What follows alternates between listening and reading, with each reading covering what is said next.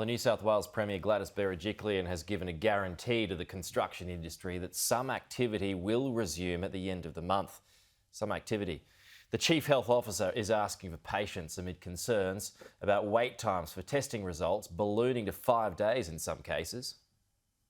The New South Wales government is under increasing pressure for its decision to force construction workers to down tools across Greater Sydney, a decision that's set to cost the state more than $1 billion a week. Now, the Premier is giving the industry some assurances. Definitely be construction activity on the 31st of July. I can give you that assurance. And we're also working with the industry, and this is a really important point, to make sure sites are kept what we call live. And the lockdown is due to end on July 30, but with the number of infections in the community still stubbornly high, that date remains uncertain. The Premier unable to give a similar guarantee to schools as when face-to-face learning can return. A decision on what Greater Sydney will look like at the end of the month is expected imminently. But I do want to stress that the government is also working very hard with our communities to make sure people can go back to work safely after July 30, and we will be having more to say about that in the coming days. 78 new cases have been recorded. 21 of those had been unknowingly infectious in the community.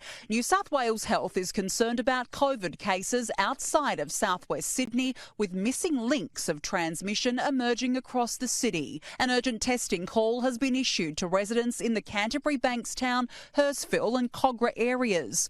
A woman aged in her 50s has become the state's 5th death of the outbreak, the mother of 2 twin removalists who allegedly travelled across the regions while infectious, was found dead in her home in southwest Sydney. It's prompted this warning from the state's Chief Health Officer.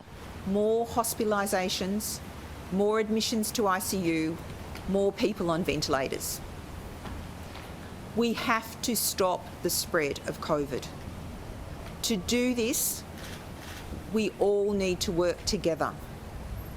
We need to limit our movements. Concerns have been raised about getting testing results back to people, some reporting waits of up to 5 days. Look, I want to reassure the community that one of the private labs in particular did have some issues with scale, and you can imagine that it's been a double-edged sword. Right, are contact tracers now completely overwhelmed? No, contact tracers are not at all overwhelmed. Contact tracers from other jurisdictions have agreed to help with the New South Wales outbreak. Danica Di Giorgio, Sky News, Sydney.